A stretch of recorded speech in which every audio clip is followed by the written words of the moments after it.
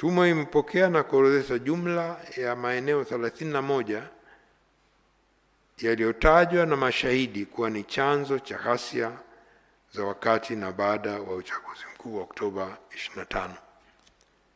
Baada ya kuchakata orodha hiyo na ushahidi, tume imeainisha na kubainisha vyanzo 5 na vichocheo 8 vilivyosababisha kilichotokea tarehe 29 Oktoba.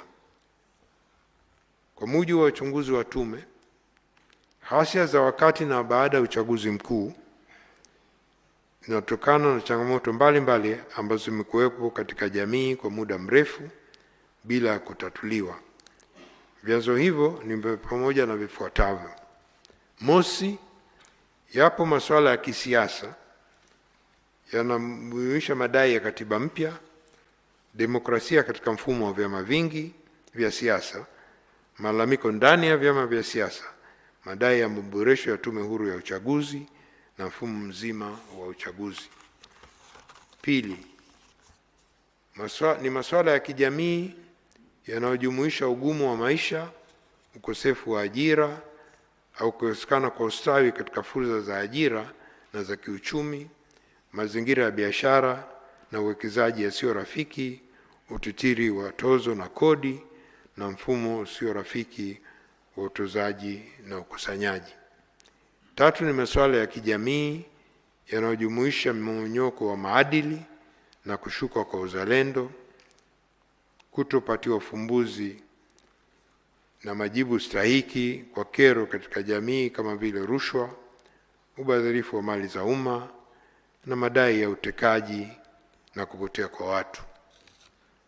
Kwa mujibu wa takwimu za Jeshi la Polisi, kati ya mwaka 2003 na 2005, miaka mitatu, watu 758 walipotea, kutekwa au kujiteka, na kati yao watu 113 walipatikana na mashauri 8 yalifunguliwa ambapo upelelezi unaendelea.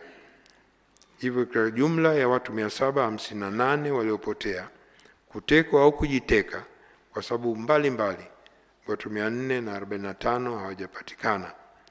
Takwimu hizi inaakisi malalamiko ya wananchi kuhusu masuala ya utekaji na kupotea kwa watu. Katika matukio hayo, Jeshi la Polisi ilieleza kwa sababu za kupotea kwa watu kutoka ni pamoja na masuala ya kimapenzi, imani za ushirikina, waliotekwa na wahalifu kwa lengo la kupatia kipato au mali, walijihusisha na vitendo vya kihalifu kwa chuki za kulipiana kisasi, waliojiteka wao wenyewe kutokana na sababu mbalimbali za kudaiwa madeni au kukwepa mkono wa sheria, walioondoka bila taarifa nchini au makwao, na usafirishaji haramu wa binadamu. Katika chanzo cha 4 ni utendaji wa baadhi usioridhisha wa baadhi tu ya watendaji na watumishi wa umma, hususan ngazi za chini, hasa mamlaka za serikali za mitaa, ikiwa ni pamoja na kutosikilizwa au kutatuliwa kero za wananchi kwa wakati na utekelezaji hafifu wa mapendekezo ya tume zilizoundwa awali. Na 5, ni masuala yanayohusiana na uhusiano wa kimataifa katika dunia ya leo na ijayo, ambapo mataifa mengi yanatanguliza mbele maslahi yao kama msingi wa mahusiano na kujaribu mbinu na mikakati mbalimbali ya kujiwekea katika nafasi nzuri kuendelea maslahi yao katika nchi nyingine, hasa zinazoendelea na zenye rasilimali nyingi.